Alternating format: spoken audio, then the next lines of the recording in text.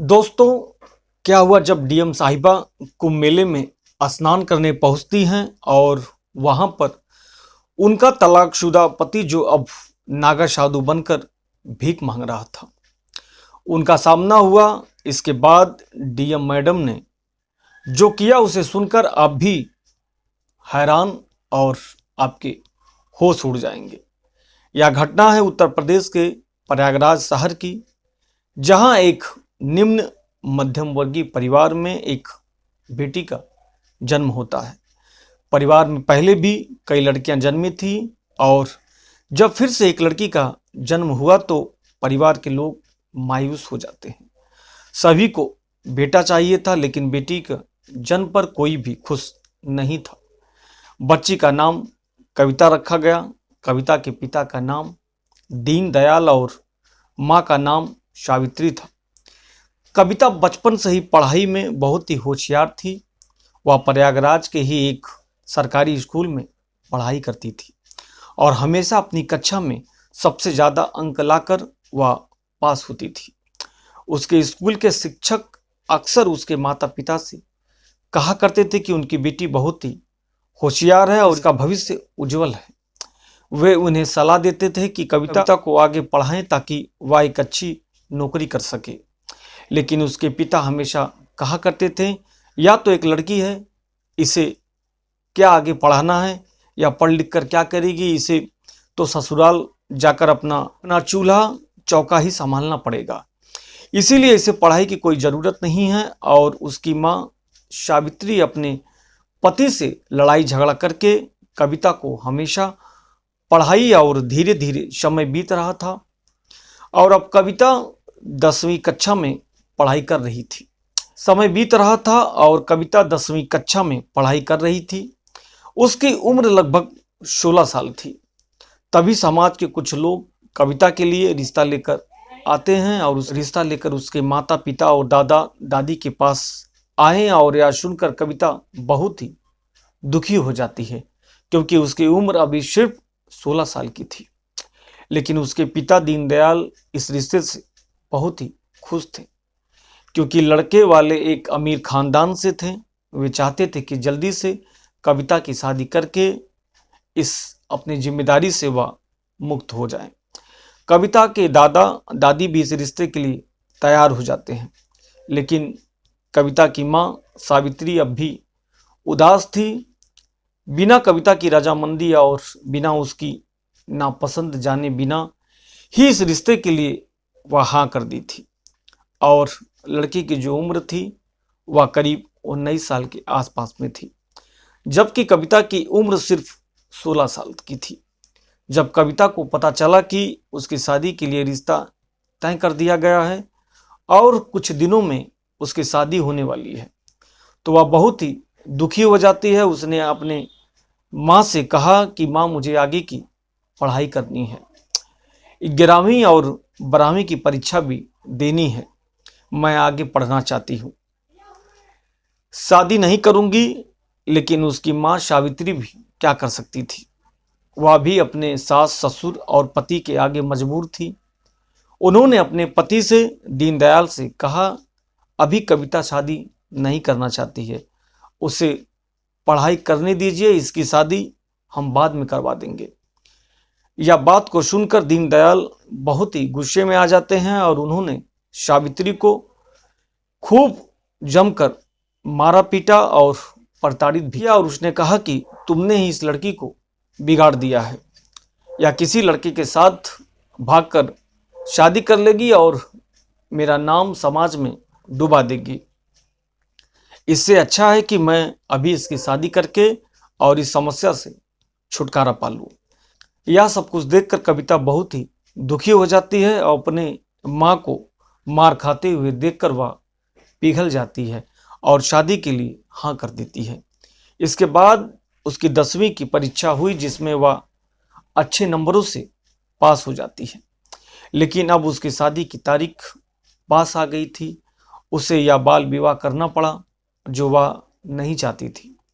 शादी के अगले दिन कविता ने अपने पति से बात करने की कोशिश की, लेकिन उसका पति ना तो उसको देखता था और ना ही उसके करीब आता था। शादी के बाद भी दोनों के बीच दूरियां बनी रहती हैं। कविता अपने सास ससुर और घर के अन्य लोगों की सेवा करती थी। वह सुबह जल्दी उठकर खाना बनाती थी और घर की साफ सफाई करती थी, और धीरे धीरे उसके सास ससुर भी उसे प्रताड़ित करने लगे थे और उसे ताने भी मारते थे और घर का ढेर सारा काम भी उससे करवाते थे।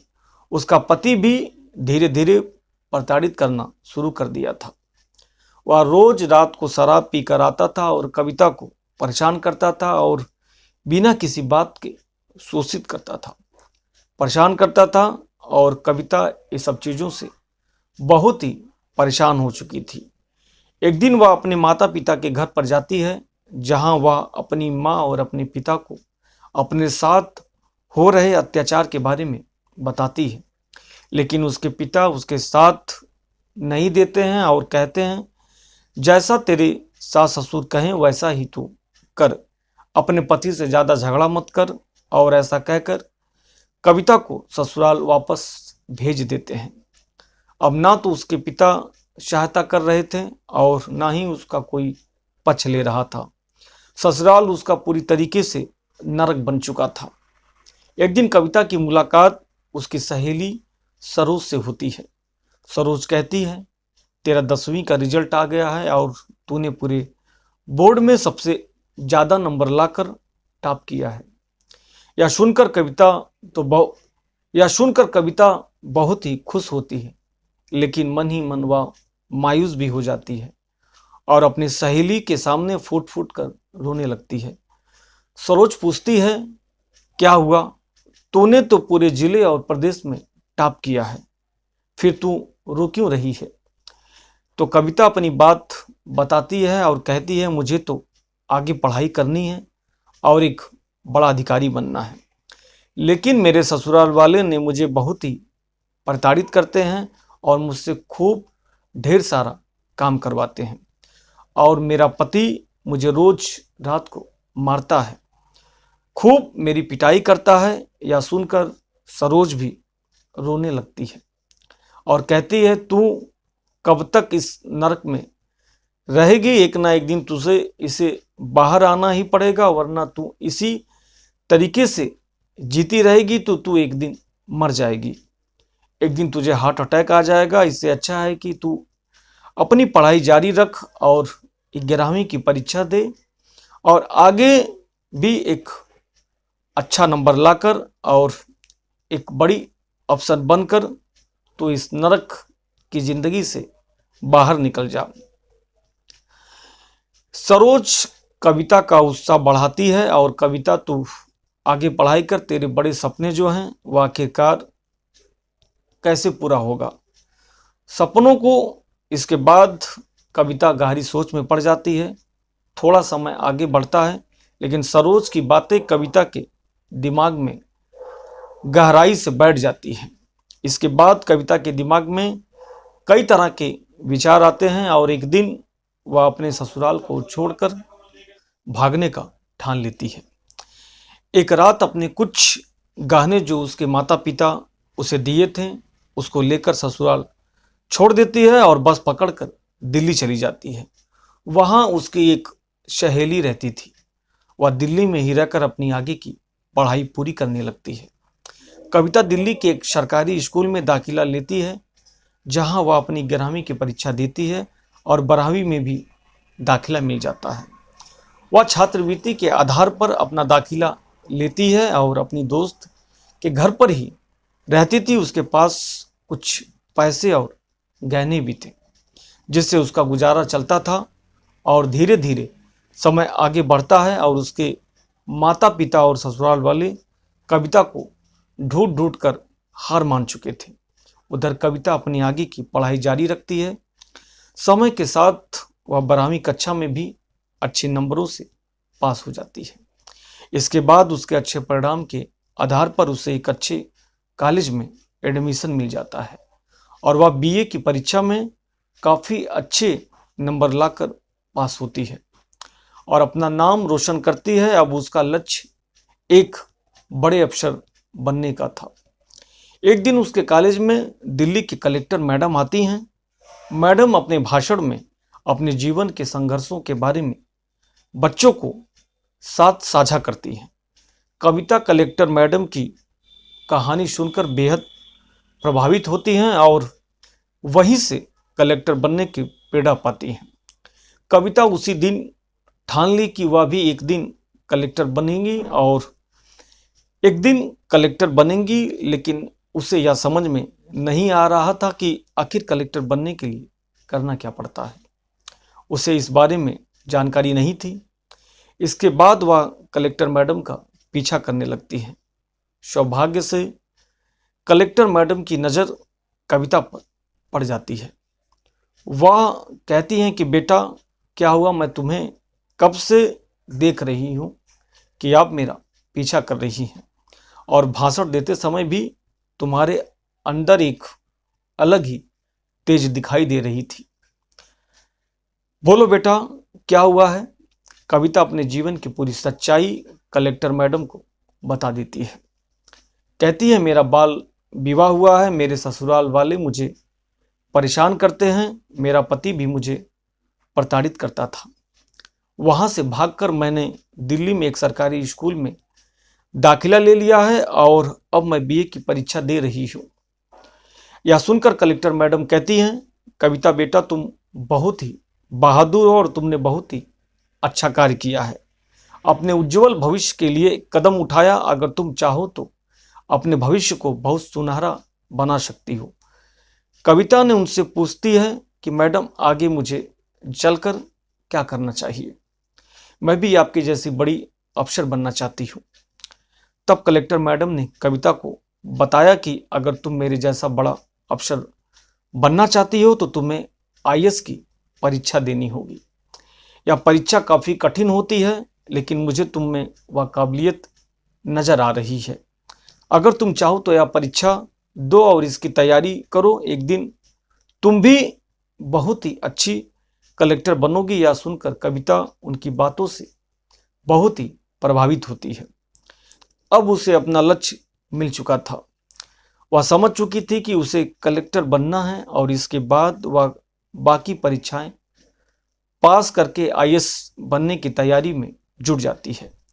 वह एक कोचिंग सेंटर में दाखिला लेती हैं और उसके पास जो गहने पड़े थे उसको बेचकर वह अपना दाखिला कराती है।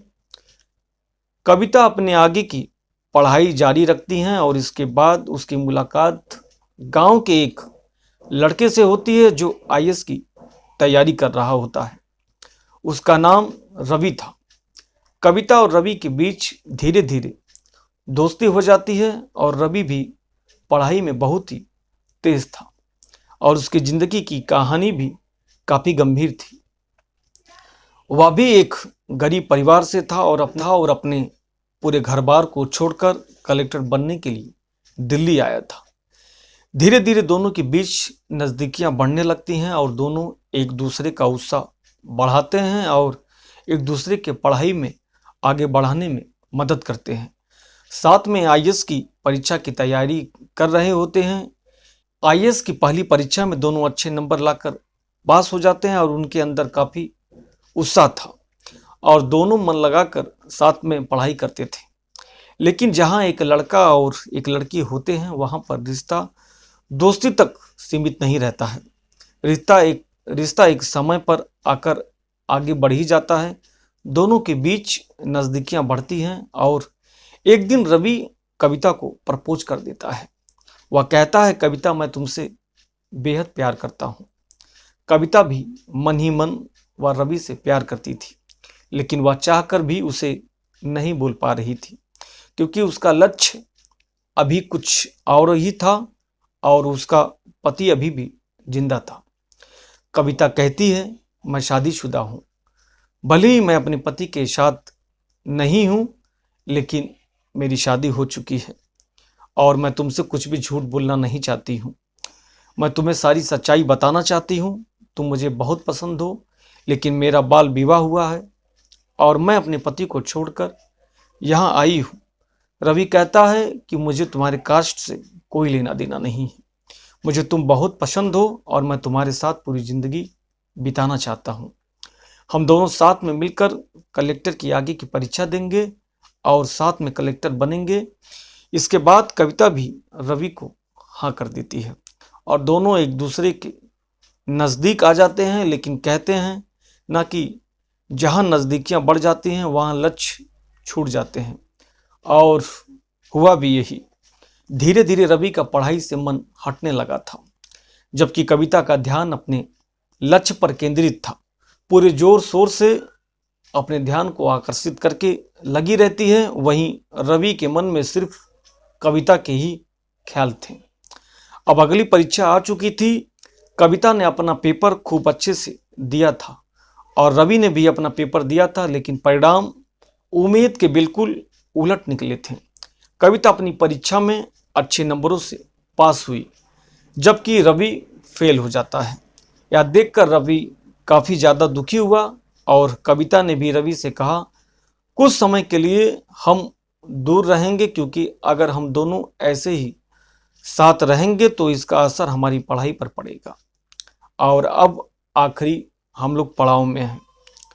कविता ने रवि की इस बात को सुनकर बेहद खुशी होती है और आंखों में उसके आंसू आ जाते हैं।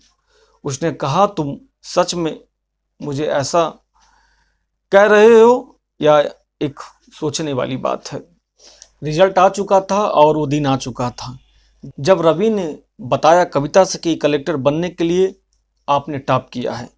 रवि हंसते हुए कहता है, हाँ, तुमने पूरे जिले में टॉप किया है और अब तुम्हें कलेक्टर बनने का अवसर मिलेगा। मुझे खुशी है कि तुमने यह साबित कर दिया कि किसी भी मुश्किल को पार करके बड़े से बड़े लक्ष्य को हासिल किया जा सकता है। कविता की आंखों में आंसू थे, लेकिन वह अपने आंसुओं को छिपा नहीं पाई। उसने कहा, यह सब तुमसे मिले समर्थन, प्रेरणा और मेहनत के कारण ही हो सका है। बिना तुम्हारी मदद के यह रास्ता नहीं तय कर सकती थी। रवि और कविता दोनों एक दूसरे को देखकर मुस्कुराए और कविता के लिए यह सफलता सिर्फ एक व्यक्तिगत उपलब्धि नहीं थी, बल्कि यह हर उस कठिनाई, संघर्ष और दर्द का प्रतीक था जिसे उसने अपने जीवन में सहा था। और कविता का जीवन अब एक नई शुरुआत की ओर बढ़ रहा था और रवि भी उसकी सफलता को देखकर वह खुद में खुद गर्व महसूस कर रहा था। अब दोनों जानते थे कि सफलता सिर्फ शिक्षा और कठिन मेहनत से नहीं, बल्कि अपने सपनों के लिए लगातार लड़ने और हार न मानने से मिलती है। अगर कुछ दिनों में कविता का इंटरव्यू हुआ, जिसमें उसने शानदार प्रदर्शन किया और अपनी पूरी तैयारी को साबित किया। परिणाम आया और कविता ने कलेक्टर बनने का सपना पूरा किया। रवि ने उसकी कड़ी मेहनत देखा और कहा, तुमने सिर्फ अपने लिए नहीं बल्कि उन सभी महिलाओं के लिए भी एक मिसाल पेश की है जो समाज में दबावों और चुनौतियों का सामना करती हैं। तुमने हमें सिखाया कि स्थिति जैसी भी हो, अपने सपनों से समझौता नहीं करना चाहिए। कविता ने कहा, यह मेरी केवल व्यक्तिगत सफलता नहीं है, यह उन सभी लोगों की सफलता है जिन्होंने मेरे सपने में विश्वास किया और मुझे हर कदम पर समर्थन दिया। और अब कविता कलेक्टर बन चुकी थी, लेकिन उसका सफ़र यहीं ख़त्म नहीं हुआ। उसने और रवि से कसम खाई थी कि वो दोनों एक दूसरे का साथ नहीं छोड़ेंगे और अपनी मंजिल तक एक साथ आगे बढ़ेंगे। कविता ने रवि को गले लगाकर रोते हुए पूछा, तुम्हारे रिजल्ट का क्या हुआ? रवि ने मुस्कुराते हुए कहा, मैं तो तीसरे अटेम्प्ट में ही फेल हो गया था और चौथे अटेम्प्ट में भी फेल हो चुका था। यह सुनकर कविता का दिल भर आया। उसने मायूस होकर कहा, मुझे माफ़ कर दो। लेकिन रवि ने हौसला देते हुए कहा, कोई बात नहीं है, तुम तो कलेक्टर बन गई हो ना, उसमें ही खुश हूँ।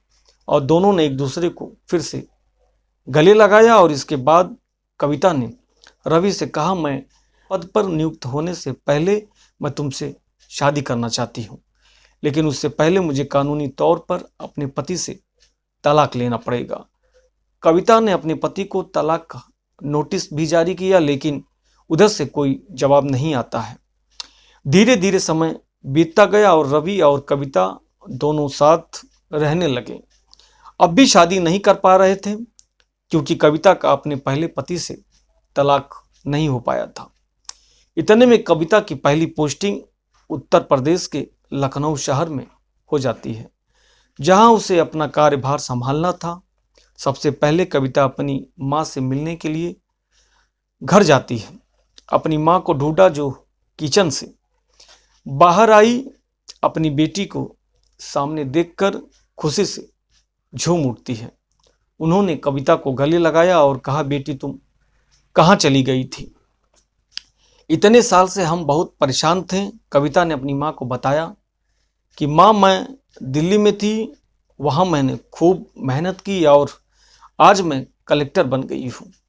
यह सुनकर उसकी माँ की आंखों में आंसू आ जाता है और उन्होंने अपने पति को बुलाया और कविता को पिता अपनी बेटी को देखकर खूब रोने लगते हैं।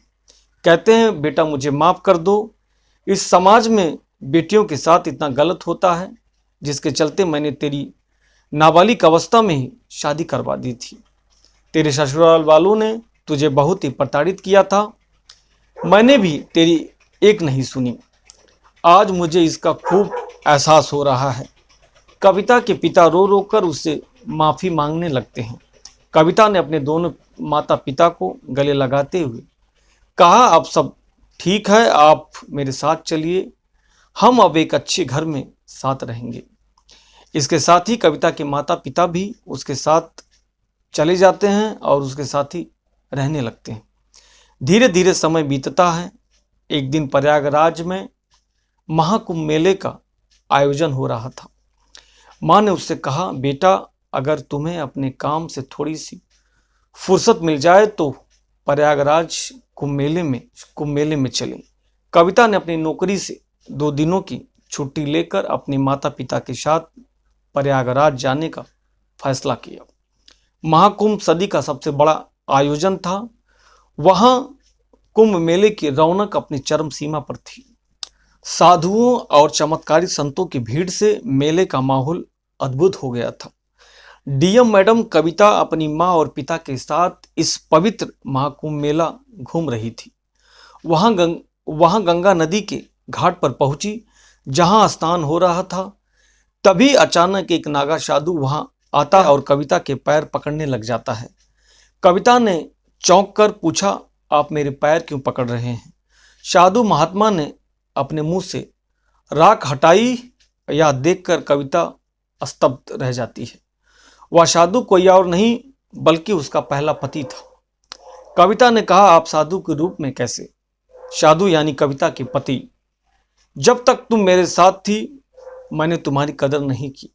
मैं तुम्हें रोज पीटता था, लेकिन जब तुम मुझे छोड़कर चली गई तो मुझे उस बात का एहसास हुआ। मेरे माता पिता भी तुम्हारे साथ बेहद बुरा किए। धीरे धीरे मैं बहुत दुखी हो गया और मैंने तुम्हें खूब ढूंढने की कोशिश की, लेकिन तुम मुझे कहीं नहीं मिली। एक अच्छी औरत को मैंने खो दिया और बहुत ही ज़्यादा दुखी था। कुछ सालों तक मैं इधर उधर पागलों की तरह घूमता रहा। इसके बाद मैंने निश्चय किया कि मैं अब संन्यास ले लूँगा। तब मैंने साधु बनने का फैसला किया। यह सुनकर कविता और उसके माता पिता के होश उड़ गए। साधु रोते हुए बोला, मैंने तुम्हें खूब मारा था, खूब प्रताड़ित किया था, मुझे माफ कर दो, मुझे माफ कर दो। कविता ने अपने पहले पति से कहा, अगर आप मुझे नहीं मारते, नहीं प्रताड़ित करते तो आज मैं कलेक्टर नहीं बन पाती। नियति ने यही लिखा था, जो भगवान चाहते थे वही होता है। अगर आपके माता पिता मुझे प्रताड़ित नहीं करते तो आज मैं डीएम नहीं बन पाती। इसके बाद डीएम मैडम यानी कविता उस अघोरी साधु से, जो उनके पहले पति थे, उनसे कानूनी तौर पर तलाक ले लेती है और तलाक के बाद कविता और रवि की शादी होती है। उनकी शादी बेहद धूमधाम से होती है और दोनों एक दूसरे के साथ प्रेम पूर्वक रहने लगते हैं। शादी के बाद कविता और रवि ने एक दूसरे के साथ मिलकर अपनी जिम्मेदारियों को बखूबी से निभाया। अपने डीएम के पद पर रहते हुए समाज में कई सकारात्मक बदलाव लाए। उन्होंने महिलाओं के अधिकारों और शिक्षा के लिए कई योजनाएं शुरू की, जिससे कई लड़कियों को अपने सपनों को पूरा करने का मौका मिला। रवि ने भी कलेक्टर बनने के सपने को फिर से जीने का फैसला किया और कविता के समर्थन से एक बार फिर से परीक्षा की तैयारी शुरू कर दी। इस बार रवि ने पूरी लगन और मेहनत से पढ़ाई की और आखिरकार वह भी कलेक्टर बनने में सफल हो गया। दोनों अपने अपने क्षेत्रों में आदर्श बनकर समाज के सामने एक उदाहरण प्रस्तुत किए। उनकी कहानी न केवल लोगों को प्रेरित करती है, बल्कि यह भी दिखाया गया कि अगर सही समय पर सही तरीके से फैसला लिया जाए तो सच्चे साथी का साथ हो तो किसी भी मुश्किल को पार किया जा सकता है। उनकी सफलता की कहानी पूरे देश में चर्चा का विषय बन जाती है। कई युवा उनके जीवन से प्रेरणा लेकर अपने सपनों को साकार करने के लिए आगे बढ़े। कविता और रवि का जीवन एक प्रेरणादायक कहानी बन गया, जो समाज में परिवर्तन और उम्मीद की किरण लेकर आया। दोस्तों, इस कहानी का उद्देश्य किसी को दुखी करना, किसी को भावनाओं को ठेस पहुंचाना नहीं है। हमारा उद्देश्य आपको जागरूक और सतर्क करना है, ताकि आप कहानियों से सीख लेकर समाज में एक सकारात्मक बदलाव का हिस्सा बन सकें। कहानी का संदेश कविता और रवि की कहानी हमें सिखाती है कि जीवन में कितनी भी कठिनाइयां आएं, अगर हम अपने लक्ष्य पर दृढ़ हैं और सही मार्गदर्शन पाते हैं तो कोई भी बाधा हमें रोक नहीं सकती है।